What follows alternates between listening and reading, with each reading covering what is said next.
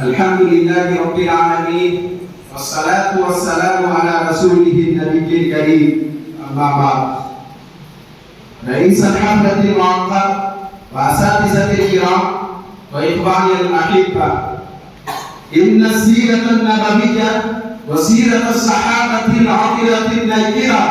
وتاريخهم المشرق من أقوى مصادر القوة الإيمانية الجياشة والعاطفة الدينية الفياضة التي لا تزال هذه الأمة والدعوات الدينية تقتبس من صلة الإيمان وتشتعل بها مجال القلوب التي تكاد تنطفئ وتلتهب بها نار النفوس التي توشك أن تأخذ في محبته والعواصف الماضية وعصير الحضارة الغربية. وهذه الجارة الإيمانية هي التي تفقد هذه الأمة قوتها وميزتها وتأصيلها وتصبح كجثة هامدة تحملها الحياة على أكتافها وكنفس ميتة تعتبر من أنقاض الأرض. إنها تاريخ رجال جاءتهم دعوة الإسلام فآمنوا بها وصدقوها وأيقنتها قلوبهم واطمأنت بها نفوسهم، وما كان قولهم إذا دعوا إلى الله ورسوله إلا أن ربنا إننا سمعنا مناديا ينادي للإيمان أن آمنوا بربكم فآمنا. أيها الإخوة المؤمنون، ووضعوا أيديهم في يد رسول صلى الله عليه وسلم وهانت عليهم نفوسهم وأموالهم وعشيرتهم وهاجروا أوطانهم وديارهم واستطاعوا الغارات والبقايا في سبيل الدعوة إلى الله، وصدرت منهم ملائكة الإيمان بالغيب والحب لله والرسول والرحمة على المؤمنين والشدة على الكافرين وإيثار الآخرة على الأولى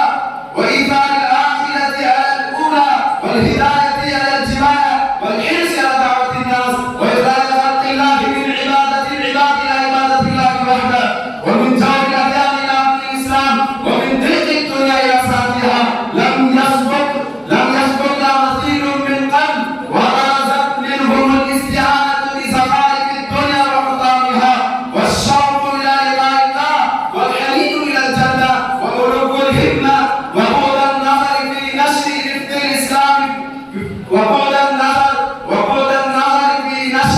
الإسلام والخيرات في العالم لا يغضب عنها البصر وانتشارهم. أيها